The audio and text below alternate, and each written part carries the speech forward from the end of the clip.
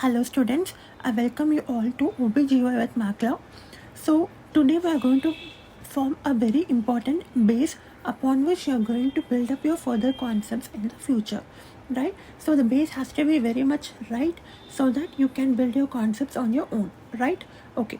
So now we'll be dealing with sexual development, both the sexual development in males as well as in the females. So before discussing that, let's get a small important note here. Okay, so what is that? We all know that in males, what is the karyotype? It is 46XY. In female, what is the karyotype? It is 46XX. Okay, so this is the base. You all have to remember this point for me, very important. Okay, male is 46XY, female is 46XX. Now let's discuss about the sexual development in males as well as in the females, right? Okay. So the most important point in male is that you have to remember whenever Y chromosome is present, if Y chromosome is present, we all know that it is the male. Okay, if a karyotype contains Y chromosome, we all know that it is male. When Y chromosome is present in the short arm of Y chromosome,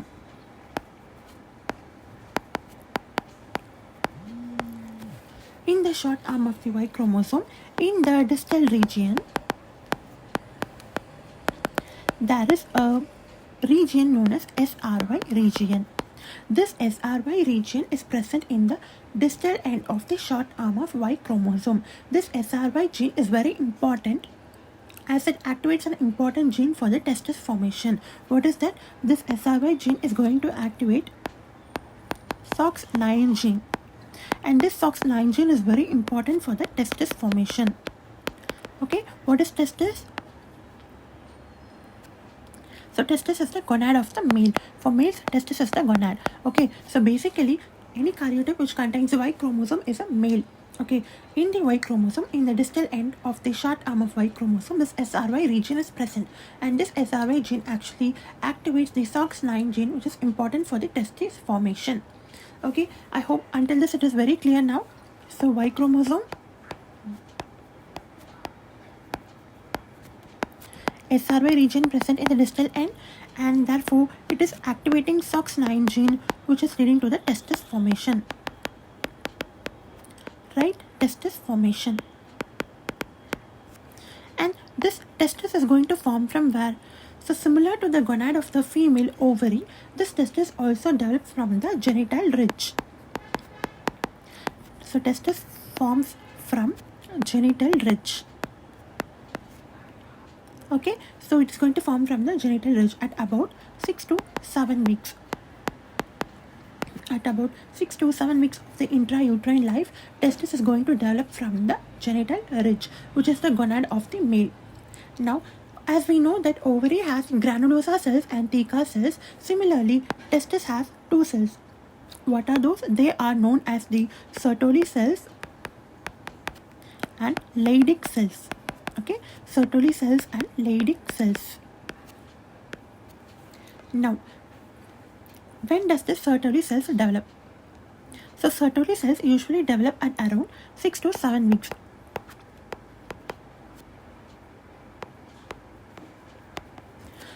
So testis also develops from the genital ridge at around 6 to 7 weeks. Sertoli cells also appear in the testis by about 6 to 7 weeks. Okay, yes. What about Leydig cells?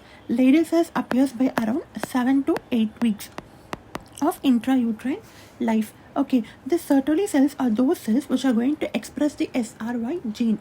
So this SRY gene is actually important for testis formation, right?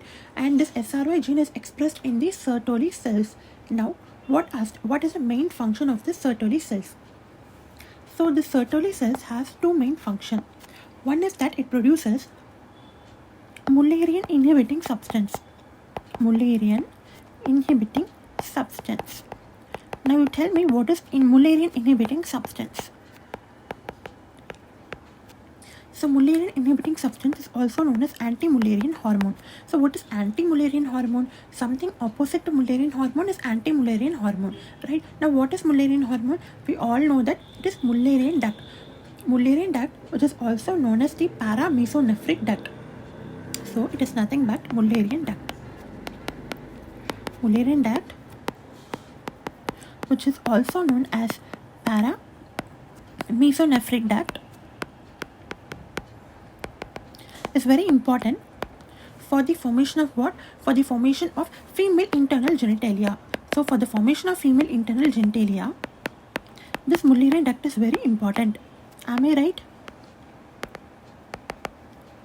For the formation of female internal genitalia, Mullerian duct is very important because one Mullerian duct give rise to one fallopian tube, half of the uterus, half of the cervix, and the upper part of the vagina, half of the upper part of the vagina. So two Mullerian duct actually fuses to form the two fallopian tube, one uterus, one cervix, and one upper part of the vagina. The lower part of the vagina comes from the sino-vaginal bulb of the urogenital sinus. The ovary comes from the genital ridge, okay, as we have discussed in the earlier modules. Okay, so now taking into consideration the Mullerian duct, which is also known as the paramesonephric duct, this is for the female internal genitalia, right? So in males, this Mullerian duct should not be present. Am I right? If Mullerian duct is going to be present in male, then male will have the female internal genitalia present. So something has to inhibit this Mullerian duct, right? So that is termed as Mullerian inhibiting substance, which is also termed as anti-Mullerian hormone. So the major function of this anti-Mullerian hormone is to cause regression of the Mullerian duct. Regression of the Mullerian ducts. So always remember, whenever there is going to be Mullerian duct regression which is happening in a male, there has to be some remnants which are left over. So leftover parts are known as remnants. So what are the remnants of the Mullerian duct? The Mullerian duct has got regressed. Now it has left some remnants. So what are the remnants of Mullerian duct in males? So the remnants of Mullerian duct in males are two. One is appendix of the testis, and the other is prostatic utricle. So prostatic utricle and the appendix of the testis are the remnants of Mullerian duct in males. So one function of the Sertoli cells is to secrete the Mullerian inhibiting substance, which is also termed as anti-Mullerian hormone. The major function of this hormone is to cause regression of the Mullerian duct, and the remnants are going to be prostatic utricle and appendix of the testis. What is the other function of the Sertoli cells? The Sertoli cell is also going to secrete inhibin B. Inhibin B. Okay, so what is the major function of this inhibin B? So this inhibin B, the major function of this inhibin B is going to have a negative feedback on FSH. So similar to the menstrual cycle we have discussed in female, this inhibin B is going to have a negative feedback on the follicular stimulating hormone, right? Follicular stimulating hormone. So be it males or females, the stimulus is going to come from the hypothalamus. The gonadotropin releasing hormone is going to come from the hypothalamus. See, this is going to be the hypothalamus, right? From the hypothalamus, GnRH is getting released. So this GnRH will act on the anterior pituitary. From this anterior pituitary, FSH and LH will get released. This FSH and LH will act upon the gonad. In males, the gonad is going to be the testis. So it will act upon the testis. So right, so testis has Sertoli cells and Leydig cells. So this Sertoli cells will secrete two things. One is anti-Mullerian hormone, which causes regression of the Mullerian duct, and the other is going to be inhibin B. So this inhibin B is going to have a negative feedback on the FSH. Am I clear? Yes. So inhibin B is going to have a negative feedback on the FSH. So this is all about the Sertoli cells. Well, coming to the Leydig cells appears by around 7 to 8 weeks. We all know that. Okay. So the major function of the Leydig cells is in the production of testosterone. At about 8 weeks, Leydig cells will start secreting testosterone. Okay, testosterone is very important for the males. Am I right? Yes. So the major functions of the testosterone is to cause what? So before that, it is important for us to discuss about two important ducts. One is Mullerian duct, and the other is not going to be known as the Wolffian duct.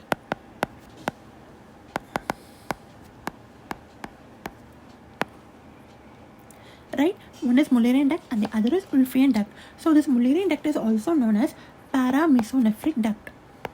Paramesonephric duct. So exactly opposite to this, Wolffian duct is also known as mesonephric duct.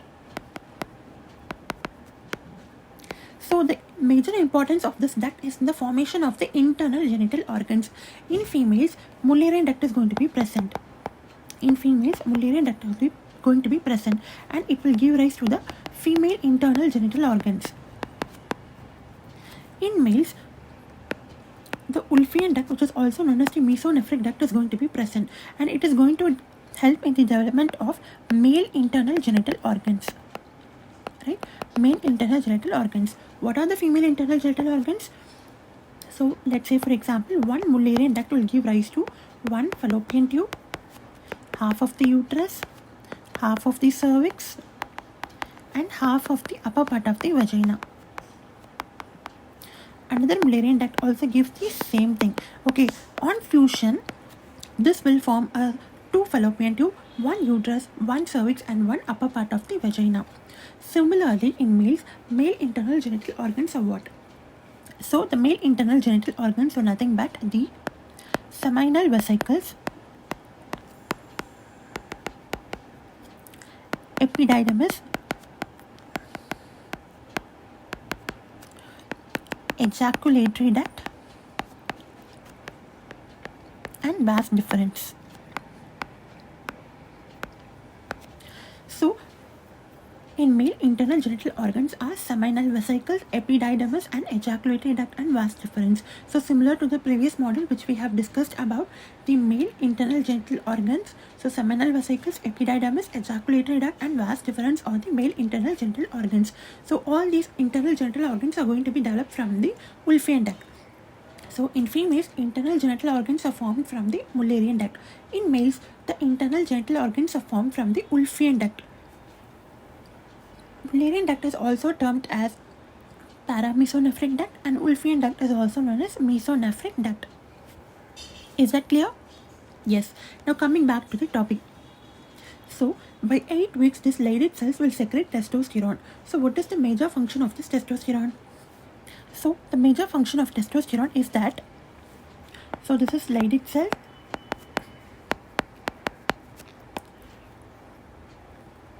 It is going to be appear by 7 to 8 weeks of the intrauterine life. Okay, at around 8 weeks, this Leydig cells will produce testosterone in males, right? Testosterone in males. So the major function of this testosterone is to, it will promote the growth of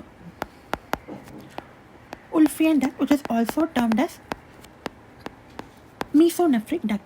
So this, it will promote the growth of the Wolffian duct. Testosterone promotes the growth of Wolffian duct. Okay, so this Wolffian duct will promote the growth of the male internal genital organs, which are the seminal vesicles, epididymis, ejaculatory duct, and the vas deferens. This is one of the function. The other function is that it has a negative feedback on GnRH, gonadotropin releasing hormone, and luteinizing hormone. Okay, it has a negative feedback on the gonadotropin releasing hormone and the luteinizing hormone. Inhibin B has a negative feedback on the FSH, whereas similarly testosterone has a negative feedback on the gonadotropin releasing hormone and the luteinizing hormone. So as we have discussed here Leydig cell produces testosterone. Testosterone has a negative feedback on both gonadotropin releasing hormone and luteinizing hormone. Inhibin B has a negative feedback on FSH, right? Okay. Now, the other function of the testosterone is to convert into dihydrotestosterone. Dihydrotestosterone. Now, how this testosterone will get converted into dihydrotestosterone?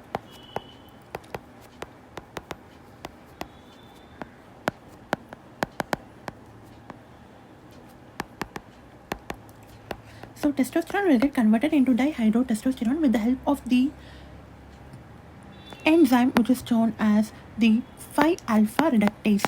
So 5-alpha reductase helps in the conversion of testosterone into dihydrotestosterone. So this dihydrotestosterone is very important for the masculinization of the external genitalia.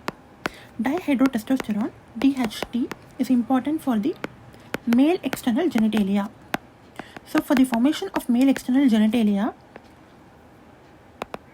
dihydrotestosterone is needed.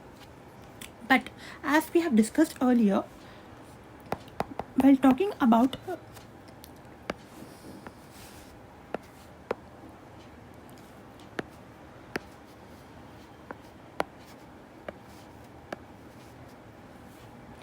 when talking about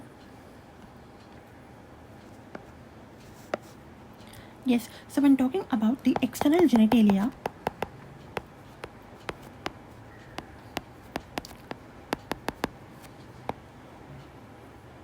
and the internal genitalia. So first let's talk about the external genitalia. So naturally the external genitalia has a tendency to form into a female external genital organ. Okay, so be it either a male or a female. Generally the external genitalia has the tendency to get formation of the female external genitalia.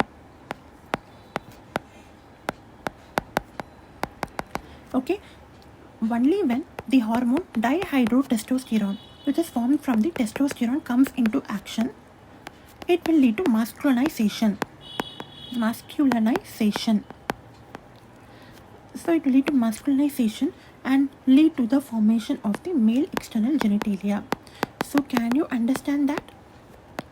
If the hormone testosterone doesn't come into play, definitely the external genitalia is going to be a female external genitalia, because for the formation of the female external genitalia no other hormone is required. Naturally the external genitalia of a baby is going to be a female external genitalia.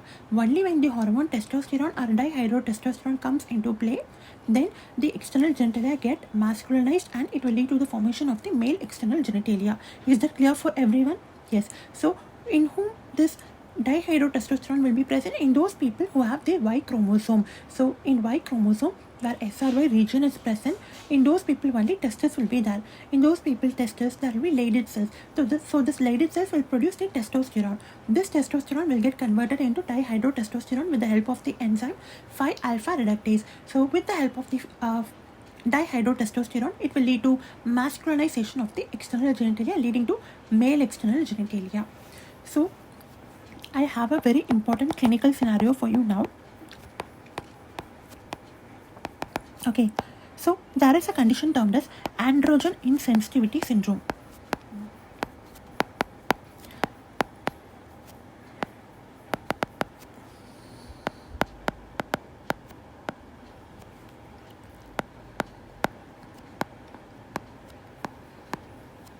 So we'll discuss about those conditions later, but as of now we have to know this condition. So this androgen insensitivity syndrome happens in males. So the chromosome is going to be 46XY. Am I right? 46XY. The problem is that in these people, testosterone will be present. Okay, testosterone is going to be present, but the only problem is that these people are very insensitive to the testosterone. They are not sensitive to the testosterone. So because of that action, even though when testosterone is going to be present in those population, there is going to be insensitivity to the testosterone. So since the testosterone is not coming into play, even though when it is present, it is insensitive. The external genitalia of those 46XY people is going to be a female external genitalia. The reason for this is that, as we discussed earlier, because the external genitalia naturally has the tendency to form into the female external genitalia.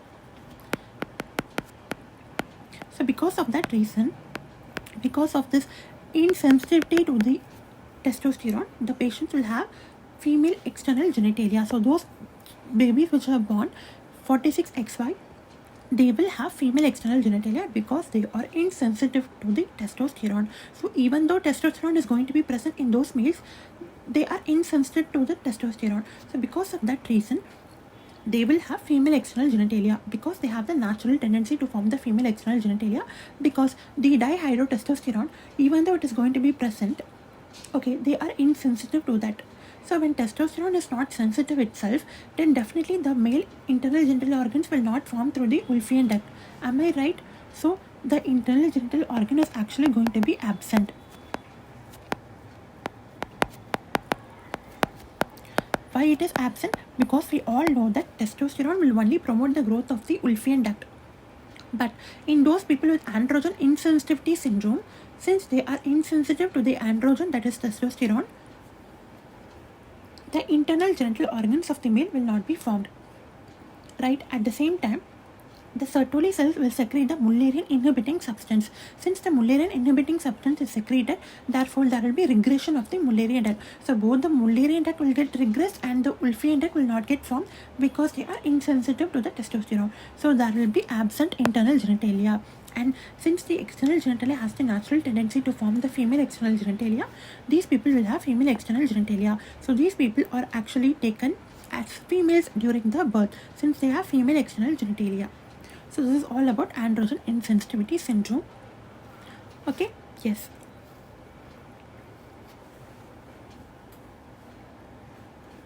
Now we have read about the sexual development in males.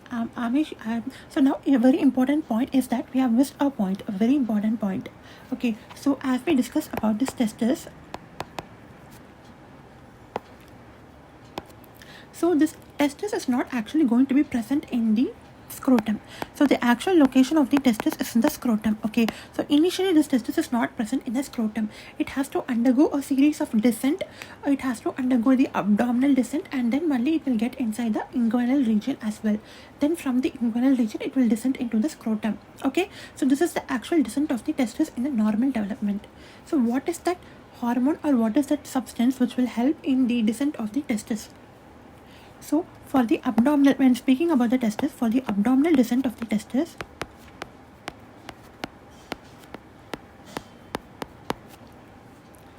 Mullerian inhibiting substance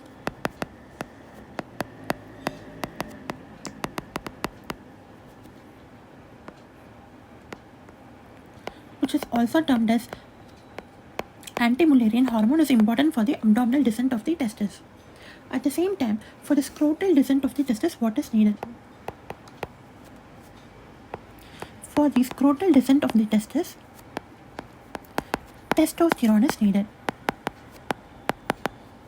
Okay, for the abdominal descent of the testis, Mullerian inhibiting substance, anti-Mullerian hormone is needed. For the scrotal descent of the testis, testosterone is needed. Am I clear? So whatever we have discussed until now is all about the sexual development in the male. Now let's discuss about the sexual development in the female population as well. So when taking into consideration the sexual development in the female population, okay, so as we have discussed in male, the Y chromosome is present. The Y chromosome has SRY region, so the gonad is going to be testis. Okay, but in females, the Y chromosome is absent. Y chromosome is absent. Therefore, the SRY region is going to be absent. So when SRY region is absent, Y chromosome is absent. Therefore, the gonad is going to be a ovary. So ovary is the gonad of the female in the absence of Y chromosome and the SRY region. Am I clear? Yes. Okay. Now, as we know that in female populations, so Y chromosome is absent. It is 46XX is the karyotype. Only when both X chromosomes are present, it will lead to the proper development of the ovary. So both the X chromosomes are needed for the proper development of the ovary as well. Okay. And what are the genes which will get activated, which will cause the formation of ovary? There are 3 genes. So it is very important to know those genes. It is RSPO1, DAX1, W and TY4. So all these 3 genes are very important genes which will get activated, which will lead to the formation of ovary. So when Y chromosome is absent, SRY region is absent, the karyotype is going to be 46XX. Both the X chromosomes are very needed for the proper development of the ovary. Or it is going to be a dysgenetic testis, or it is going to be a dysgenetic ovary as well. So both the X chromosomes are needed for the proper development of the ovary, similar to the Y chromosome, which is needed for the proper development of the testis. Okay, so it is ovary. Now this ovary will never contain Sertoli cells and Leydig cells. Am I clear? No Sertoli cells, no Leydig cells. Ovary contains two cells: granulosa cells, Theca cells, which we have discussed about in menstruation, right? So we did not repeat this topic as well. So our topic is now about the sexual development. So no Sertoli cells and no Leydig cells. When there is going to be no Sertoli cells, what is going to happen? So we know that only when Sertoli cell is present, there is going to be formation of the Mullerian inhibiting substance. When there is going to be no Sertoli cells, then there is going to be no Mullerian inhibiting substance. So when there is going to be no inhibiting substance, then therefore the Mullerian duct will grow. So what will happen if the Mullerian duct grows? It grows into fallopian tube, uterus, cervix, upper part of the vagina. So this will give rise to the female internal genitalia. Am I clear? Yes, it will lead to the development of the female external genitalia. Female internal genitalia, sorry. It will lead to the development of the female internal genitalia. When coming back to here, it also doesn't have any Leydig cells. And we all know that Leydig cells are very important for the formation of testosterone in males. So when there is going to be no Leydig cells, then there is going to be no testosterone. Testosterone is very important for what? Yes, testosterone is very important for the growth of the Wolffian duct. So when there is going to be no testosterone, then no growth of the Wolffian duct. Therefore, the Wolffian duct has to regress. So in males, there is going to be regression of Mullerian duct. In females, there is going to be regression of the Wolffian duct, which is also known as mesonephric duct. Okay, so what are the remnants of the Wolffian duct? There are three remnants. It is hypooperon, paraoperon, and hypooperon, paraoperon, and Gardner's duct. Gardner's duct. What are the remnants of Mullerian duct? It is the prostatic utricle and the appendix of the testis, which is going to present in male as the remnant of Mullerian duct. The remnant of the Wolffian duct in females are hypooperon, paraoperon, and Gardner's duct, which are going to be present in the leaves of the broad ligament. These will be present in the leaves of broad ligament of the uterus. Okay, it will be present in the leaves of the broad ligament. Is that clear for everyone? Yes. So similarly, we also know that testosterone is very important for the growth of Wolffian duct. Since no testosterone in females, it will cause regression of the Wolffian duct. Am I clear? Yes. And testosterone is also important for the conversion of testosterone into dihydrotestosterone with the help of the enzyme 5-alpha reductase. Am I clear? So there is going to be no dihydrotestosterone. And we all know that when there is going to be no dihydrotestosterone present, therefore the external genitalia naturally has the tendency to form into a female external genitalia.